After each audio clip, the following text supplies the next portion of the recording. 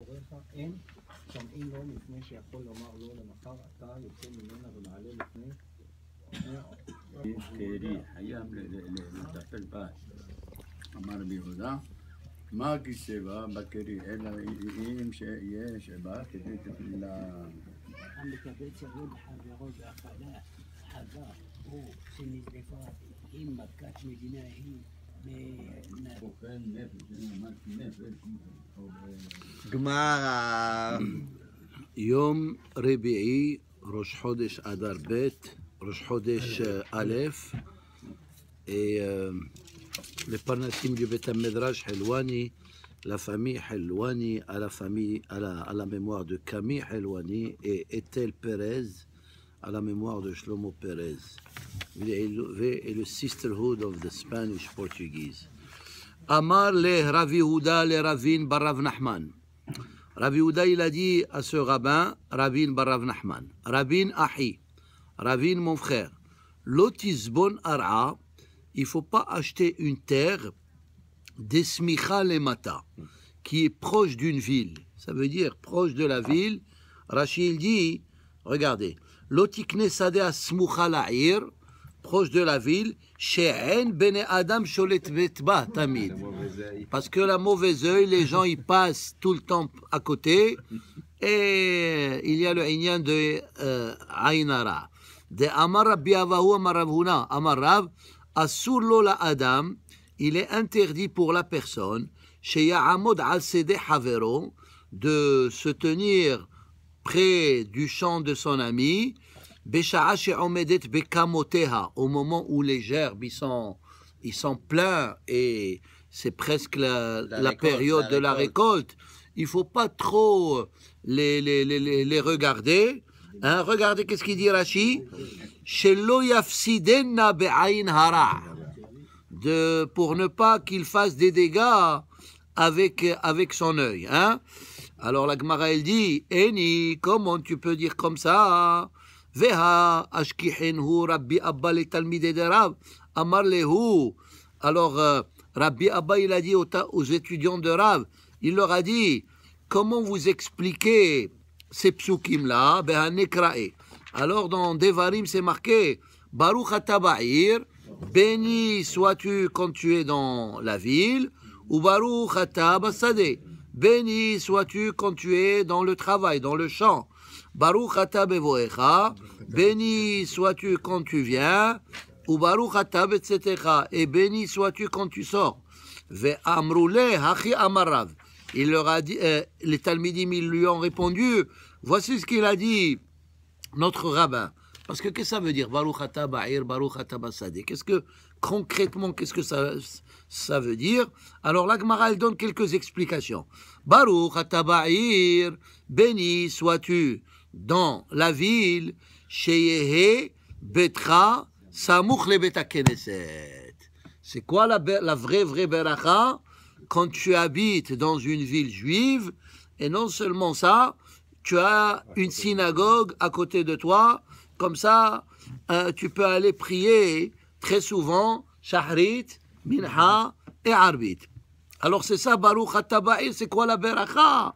Quand tu as tout ce qu'il faut, spirituellement, tu as une synagogue, et c'est pas juste Bet HaKnesset, mais ça veut dire toute l'infrastructure religieuse.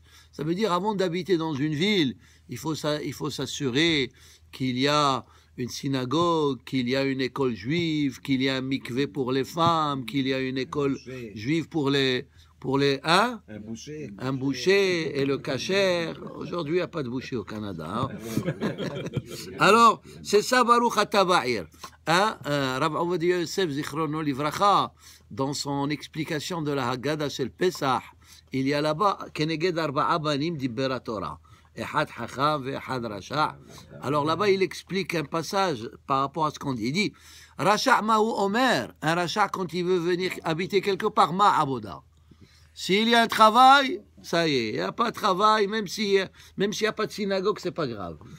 Aval Chacham ma'u omer, quand il veut habiter quelque part, Maha'edot, ve'ahukim, ve'amishpatim, ça veut dire est-ce qu'il y a un mikvé, est-ce qu'il y a une synagogue, etc. Et dans Pirkei Avot aussi, il y a un passage. Ils ont demandé à un rabbin de venir habiter parmi eux. Qu'est-ce qu'il leur a dit? Ils lui ont proposé Vani eten lach elef alafim dinre zahav va'avanim tovot ou margaliot, mais venir habiter dans une ville désertée. Il n'y a pas d'infrastructure religieuse. Qu'est-ce qu'il leur a dit? Imatem notnim li kol kesef vezav sheba'olam enidar ella bemakom Torah. J'habiterai uniquement dans un endroit où est-ce qu'il y a la Torah. Alors Baruch Hashem, je pense qu'ici à Montréal, on peut considérer Montréal c'est une ville de Torah et de religion et de Bate Knesset. Alors c'est ça. Baruch ata be'ir, il faut que tu sois proche d'une synagogue. Ve'amaleh.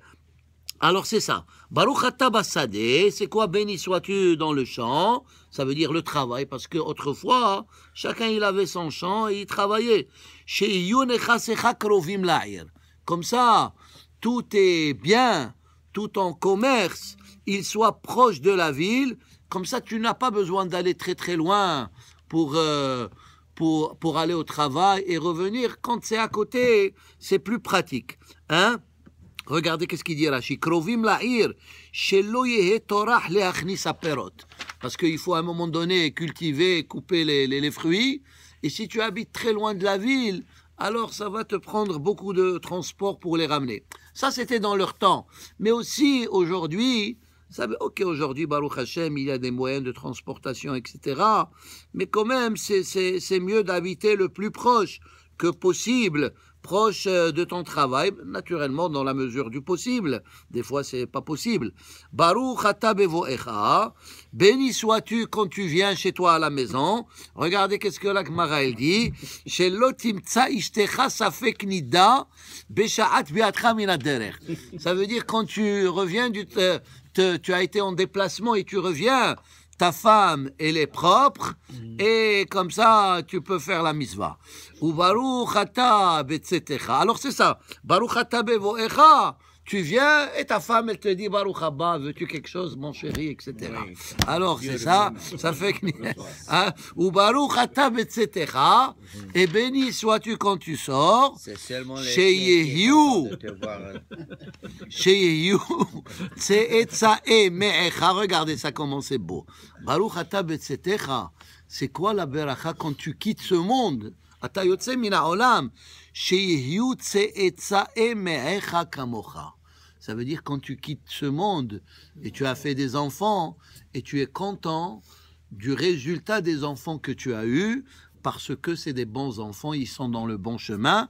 Tse'etzae me'echa kemocha, ça veut dire comme toi tu es Shomer Shabbat, tu viens à la synagogue, etc.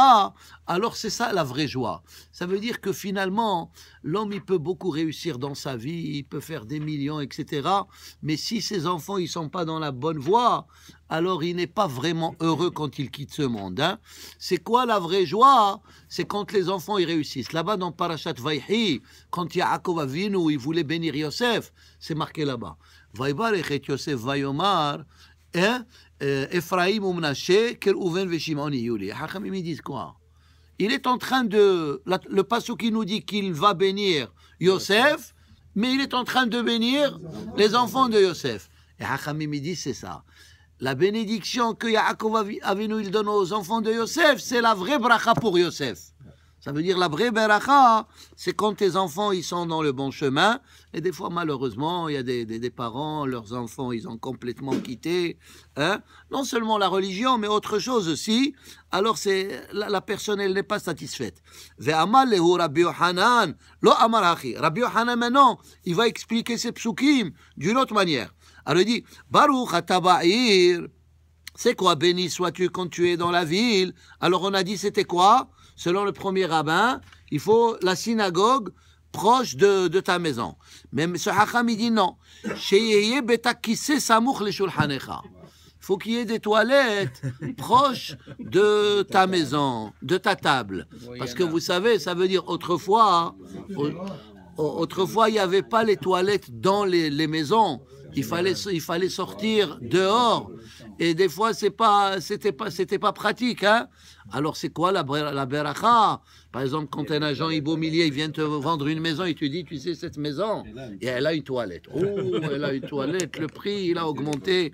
Automatiquement, le prix, il est plus élevé. Alors, regardez, qu'est-ce qu'il dit Rashi? Samouch le shulchanecha, regardez Rashi. Kelomar samouch le betecha, il y a des toilettes proches de chez toi.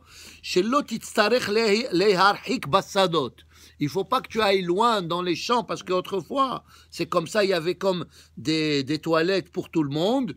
Vehu denakat shulchanecha. Et pourquoi il a dit shulchanecha et il n'a pas dit betecha? Alors regardez qu'est-ce qu'il dit Rashi. Shetuchal livdok atzmecha lifne achila ve'achar achila. Ça veut dire qu'avant de s'asseoir manger, la halakha, elle t'oblige que tu dois t'assurer que ton corps il est propre et tu n'as pas besoin d'aller aux toilettes, parce que si tu manges et tu vas aux toilettes, c'est pas bon. Kede amrinan beshabbat.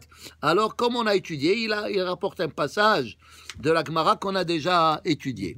Alors revenons. Alors c'est ça, avant la prière, il faut s'assurer que tu es propre.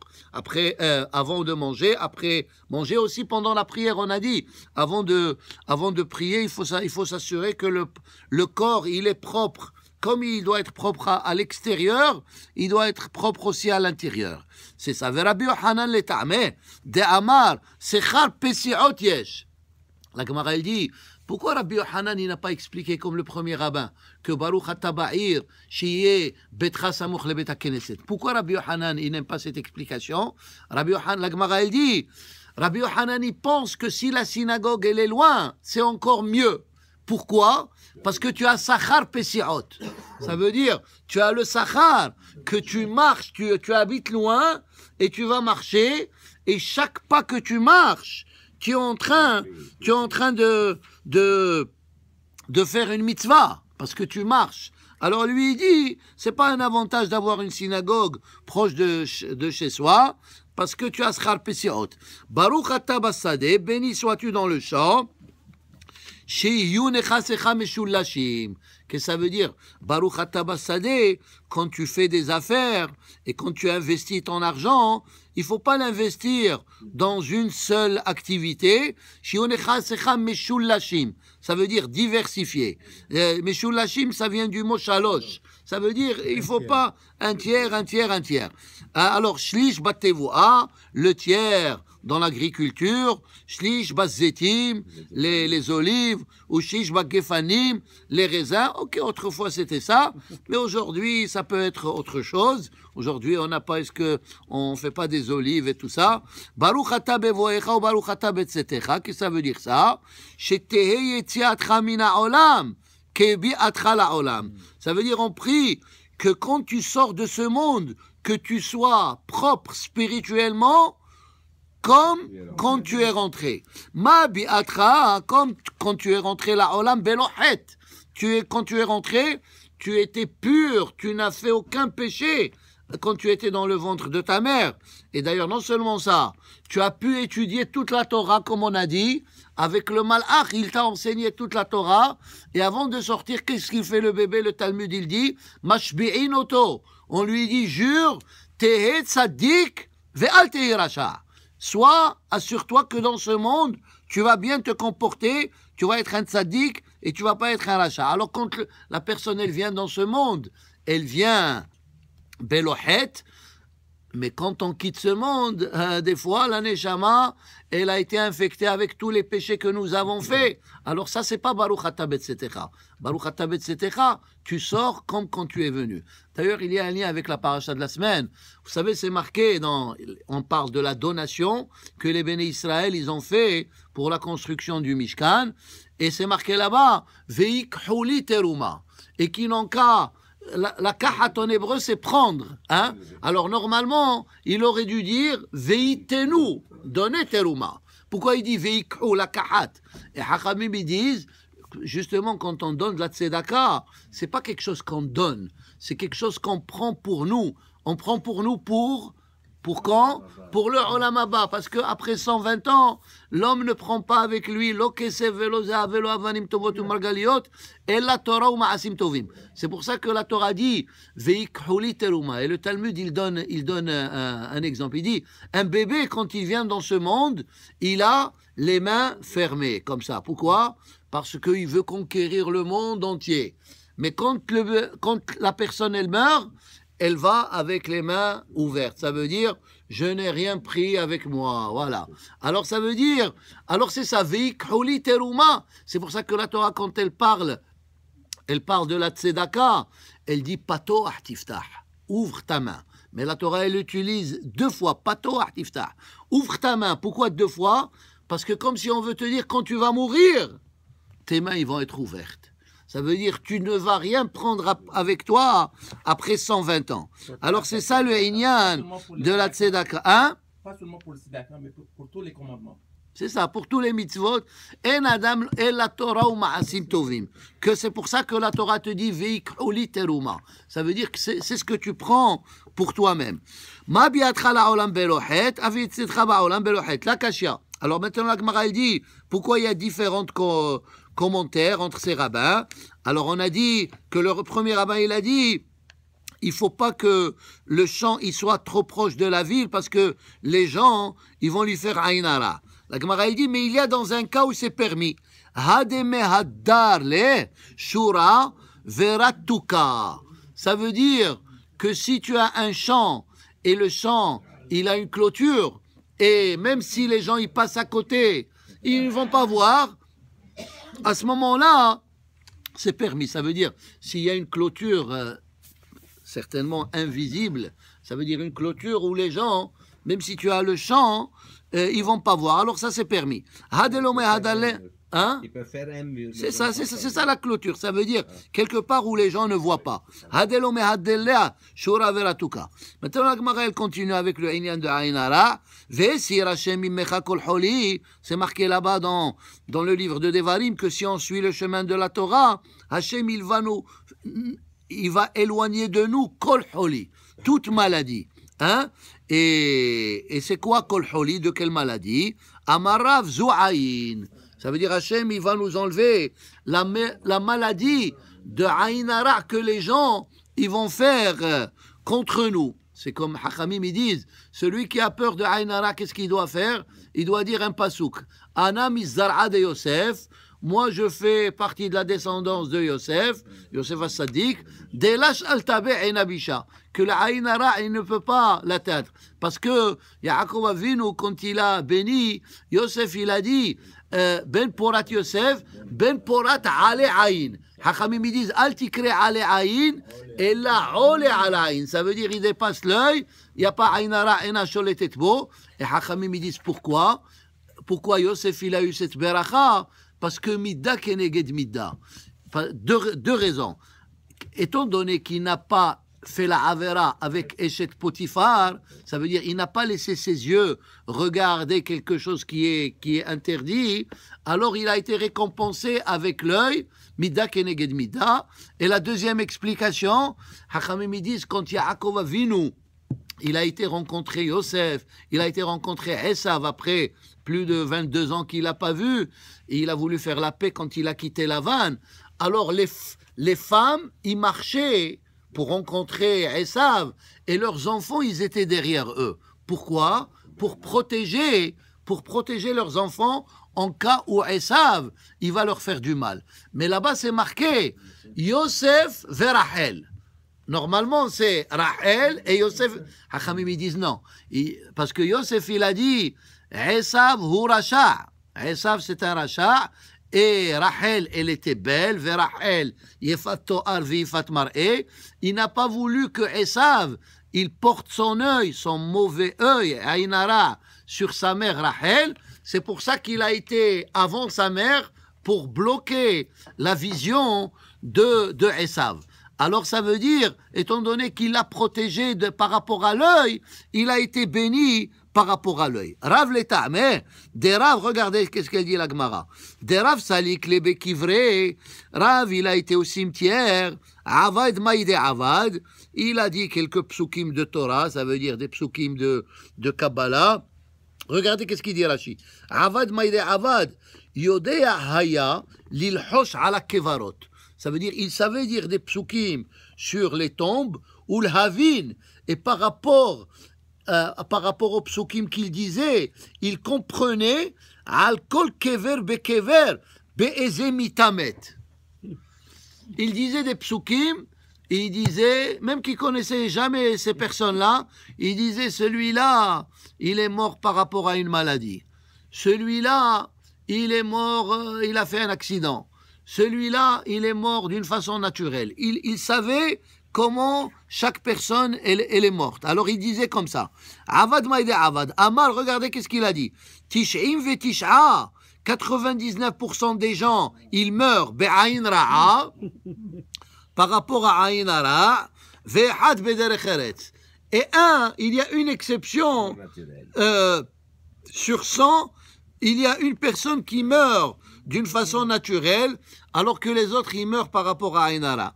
Ok, ça c'est ce rabbin qui dit comme ça. On n'est pas, c'est pas halakha le Moshe Missinaï. Ou Shmuel Amar. Alors c'est ça. Ve'esir Hashem imcha kol holi. C'est quoi kol holi? C'est aïn hara. Hein? Ou Shmuel Amar. Zo haruach. C'est quoi kol holi? C'est les virus qui circulent dans l'air. Hein? Shmuel le ta'meh. De Amar Shmuel. Hakol baruach. Tous les maladies que l'être humain il attrape dans ce monde, c'est par rapport à des virus qui circulent dans l'air. Alors, quand il te dit « Ve'esir Hashem imcha kol holi », c'est quoi kol holi? Tous les trucs qui circulent dans l'air. Hakol baruach. Ou Shmuel, la Gemara, elle pose une question. « Veli Shmuel, haïka haruge malchut ». Comment tu dis que kol holi, c'est les virus, mais il y a des gens qui ont été exécutés, ils ont été condamnés à mort et on leur a coupé la tête, hein? Harougé Malchut, on leur a coupé la tête. Alors tu peux pas dire que c'est par rapport à des virus. Alors regardez qu'est-ce qu'il répond. Hanachname, cela aussi, il a zika, s'il n'y avait pas des virus, avdile husama, on va leur donner des médicaments, vehaye, ils vont vivre. En tout cas, ce Hakam il dit qu'il faut faire attention par rapport au virus. Aujourd'hui, je pense qu'on comprend mieux ça. Les médecins, ils te disent, dans l'air, il y a beaucoup de choses. Et il faut faire attention au aïn hara. Et il faut toujours le contraire. Aïn hatov. Aïn hatov, ça veut dire ur'e banim lebarecha, shalom alisraël, ou ur'e betuv. Ça veut dire il faut toujours essayer de voir le bon. C'est quoi le aïn hara? Tu vois quelqu'un qui a quelque chose et toi tu n'as pas et ça te fait mal au cœur. Ça montre que ton bitachon en Hachem il n'est pas solide.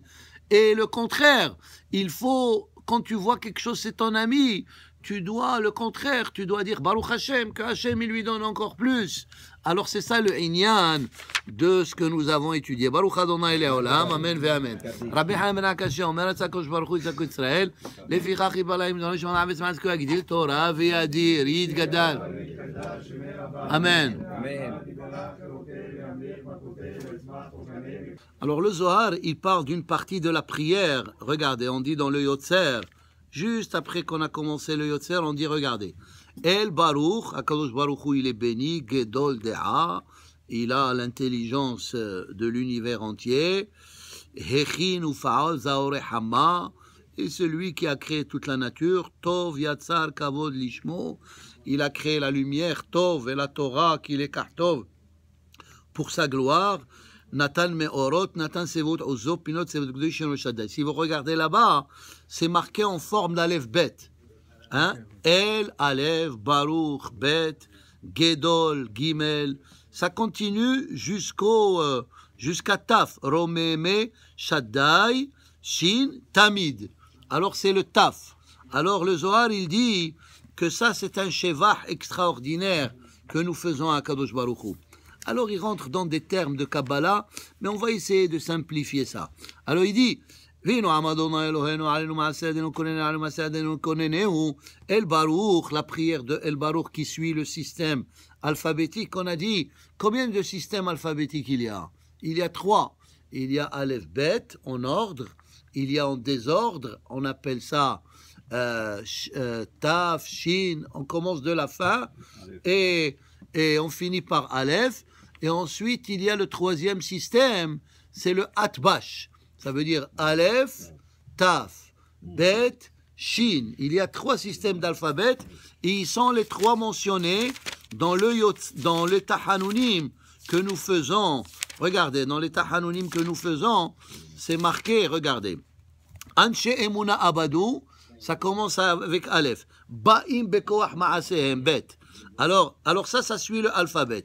Maintenant, si tu prends le prochain Mizmor, hein, Tamahnu, ça commence avec Taf, ensuite Shin, ensuite Resh, Kouf, etc.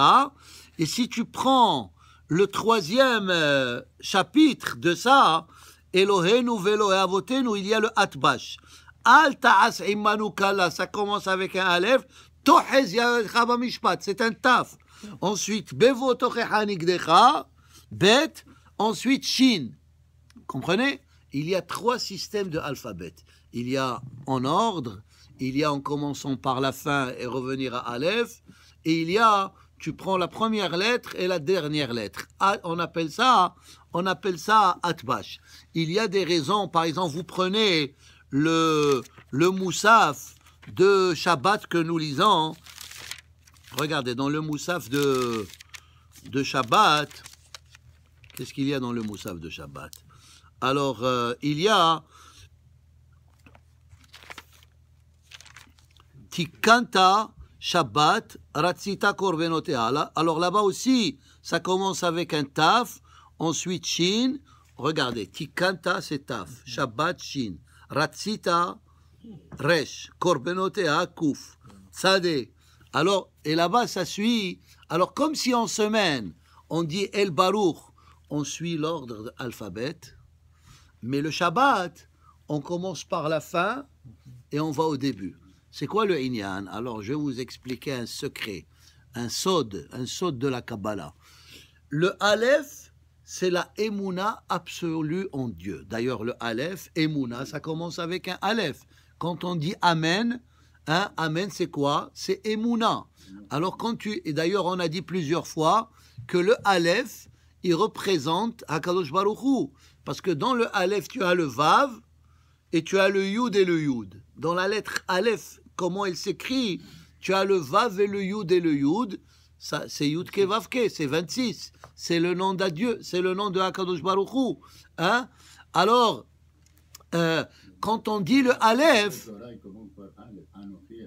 voilà, les 10 commandements aussi, Anochi par Aleph. Alors, en semaine, le jour du Shabbat, notre Emouna en Hakadosh Baruch Hu, elle est très très très solide. Parce que Shabbat, c'est le jour où on se met en contact avec Hakadosh Baruch Hu plus que les autres jours de la semaine. Mais aussitôt que Shabbat il passe, notre Emouna, comme si petit à petit elle commence à diminuer, au fur et à mesure qu'on rentre dans le monde des affaires et les problèmes que nous avons, etc. Des fois on oublie Hakadosh Baruch Hu dans notre façon de faire les choses. Alors le Shabbat, on est dans la Emouna à 100%, mais c'est pour ça que le Mizmor là de Moussaf que je vous ai dit, le chapitre là-bas, il commence avec Taf et il va jusqu'à Aleph. Ça veut dire quoi? Ça veut dire que notre Emouna, elle est hein? Non, notre Emouna après le Shabbat, hein? Ça veut dire le Shabbat, elle augmente. Mais après Shabbat, elle diminue. C'est pour ça qu'on commence avec Taf et on finit avec Aleph. Ça veut dire notre Emouna, elle est solide, mais aussi, aussitôt que le Shabbat, il passe. Alors, comme si notre Emouna, on commence avec le Aleph, El Baruch Gedol De'a, et ça commence à diminuer tranquillement parce qu'on oublie Hachem de notre entourage. D'ailleurs, on est dans le mois de Hadar. Le Hadar, le Zohar, il dit Aleph Dar. Le mot Hadar, tu l'écris Aleph, Dalet, Resh. Alors, Hadar veut dire Aleph. Aleph, c'est qui? c'est Dieu, parce que Aleph, on a dit toujours, c'est Dieu, c'est Aloufo Shel Olam. C'est le maître de l'univers, c'est Akadosh Baruch Hu. Aleph, Akadosh Baruch Hu qui est Aleph, qui est Aloufo Shel Olam, il réside parmi nous. Malgré que dans l'histoire de Purim, Ben Israël y pensait, où est-ce qu'il est Hachem? Où est-ce qu'il est Hachem? C'est pour ça qu'on a dit qu'on appelle la Megillah, Megillat Esther. Pourquoi? Parce que Hachem, il ne s'est pas dévoilé d'une façon ouverte, mais d'une façon cachée. Comme c'est marqué, Beseter. Esther, c'est le mot Beseter. Hein? C'est pour ça, c'est ça l'explication du Pasuk. Ve'anochi haster astir panai bayom hazeh. Ça veut dire des fois Hachem, il nous fait des miracles d'une façon ouverte. On le voit. Comme l'histoire de Esther Makot. Tu as vu le miracle. Tu as vu Yad Hashem Haïta. Mais des fois, Hachem, il nous fait des miracles d'une façon qui est cachée. Comme l'histoire de Purim. D'ailleurs, c'est pour ça que dans toute la Megillah de Purim, il n'y a pas le nom d'Hachem. Et d'ailleurs, c'est pour ça qu'on l'appelle Megillah. C'est quoi Megillah? C'est les galottes. Ça veut dire même dans le processus naturel où on pense que Dieu n'existe pas. Le contraire. Dieu, il est aussi parmi nous, sauf qu'il faut le découvrir. C'est comme on a dit, Hateva, qui veut dire la nature, c'est la valeur numérique de Elohim. Ça veut dire que selon la vision de la Torah, il n'y a pas de nature. La nature, c'est Akadosh Baruch Hu. Et d'ailleurs, la preuve, quand Hachem, il veut que la nature, elle se déchaîne, alors, comme l'histoire de Eser Makot et Kriyat Yamsouf, alors à ce moment-là, elle va se déchaîner. Et juste l'autre point que le Zohar, il ajoute, il dit comme ça, il dit que tous les jours, combien de Kedushot on fait? Hein? On fait 4 Kedushot. Hein? Alors, la première Kedusha, elle se trouve dans le Yotzer. Hein? Comme on dit, qu'est-ce qu'on dit dans le Yotzer? On dit comme ça. On dit, les Agdish Yotzram, on parle des anges ici. Hein? Les Agdish Yotzram ben Achatruah, les anges, ils font des éloges. Besafa Berura, avec un langage clair, ou Bin'ima, avec une belle mélodie. Kedusha, une sainteté, Kullam Kehad Onim Be'ema, tous les anges, Veomerim Be'ira. Kadosh, Kadosh, Kadosh. Ça, c'est les anges du ciel qui disent cette Kedusha. Alors ça, c'est la première Kedusha. La deuxième Kedusha, c'est dans la Hamida. Encore une fois, regardez, qu'est-ce qu'on dit? Nakdishach vena'aritzach, keno'am siyah, sot sarfe kodesh. C'est comme les malachim, hamshalleshim lecha Kedusha. Mshalleshim, ça veut dire 3 fois ils te font des Kedushot. Vechen katuv al yad neviach, vekarazel ze ve'amar. Un ange, il appelle l'autre, il dit, hey, on va dire que Hachem il est saint. Et tout le monde dit, Kadosh, Kadosh, Kadosh. Alors ça, c'est la deuxième Kedusha. Et la troisième Kedusha, c'est dans Ubalet Zion.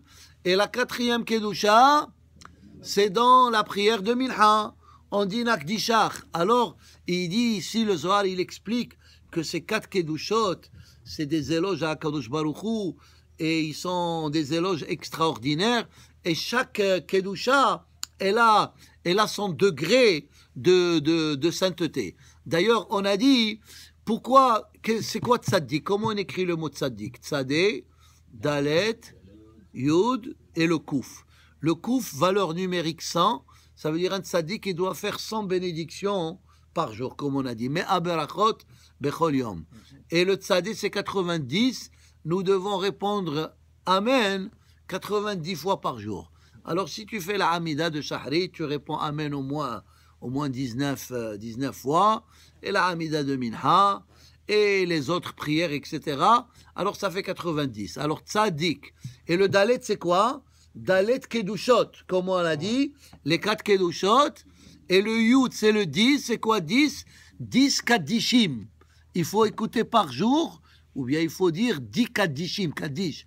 Idgadal v'it Kadash Shemeraba. Alors, il y a 10 Kaddishim entre les prières. Shahrit, au moins, tu as 4 Kaddishim. On parle Kaddish des Avelim. Alors, un avant Hodou, et les autres après Ubalet Zion. Alors, c'est ça le Inyan de Tzaddik, ça veut dire sans berachot, 90 Amenim et Yud Kedushot, Yud Kaddishim et Dalet Kedushot. Si tu fais ces 4 choses, tu es considéré. Alors toi, tu es tzaddik maintenant. On a dit, c'est quoi Tzibur Rachetevot? Tzadé Bet Resh, c'est tzaddikim, et le Bet c'est Benonim, et Resh c'est Reshaim. Ça veut dire que dans un tzibur, tu as toujours les 3 éléments. Hein, on ne va pas dire Reshaim. Reshaim, ça veut dire les gens qui sont loin de la religion. Tzaddikim, ils sont proches de la religion. Cela ne veut pas dire qu'ils sont tzaddikim aussi. Des fois, tu peux être proche de la religion et en réalité, tu n'es pas proche, tu es loin de la religion. C'est pas parce que dans la religion, c'est pas juste le rituel, c'est pas ce qu'on fait, Shahri. La religion, c'est comment la personne, elle se comporte. Est-ce qu'elle suit vraiment dans son comportement et surtout dans son comportement privé? Est-ce qu'elle suit les commandements? Est-ce qu'elle suit les commandements de la Torah? Alors c'est ça le inyan des... Et même le rachat, quand il se met avec les gens bien, lui-même il devient une bonne personne. C'est comme on a dit, dans les 11 épices qu'on mettait dans la kétoret, il y avait une épice qui s'appelait Helbena. Helbena, elle avait une mauvaise odeur. Mais quand on la mélangeait avec les 10 autres épices, alors elle donnait une bonne odeur. Alors c'est ça, ça veut dire, c'est comme Israël, les Am Israël, quand on est liés les uns aux autres, alors HaKadosh Baruch Hu, il nous pardonne, parce que nous avons la ahdout, hein, Kol Israël Arevim Zebazé. Et c'est ça le inyan, c'est comme on a dit le lulav, le etrog, le hadas et arava, qui représentent les 4 catégories de Am Israël. Et qu'est-ce qu'il faut faire? Il faut les mettre ensemble. Mais le rachat, qui est la araba, s'il ne s'est pas amélioré, qu'est-ce qu'on fait le dernier jour de Sukkot? On prend le rachat, on lui donne des coups par terre. On lui dit, tu n'as pas fait tes chouba. Alors voilà, tu mérites des coups. Alors, Bekitsour, c'est ça le Zohar, en grosso modo. Baruch Adonai Le'olam. Amen ve Amen.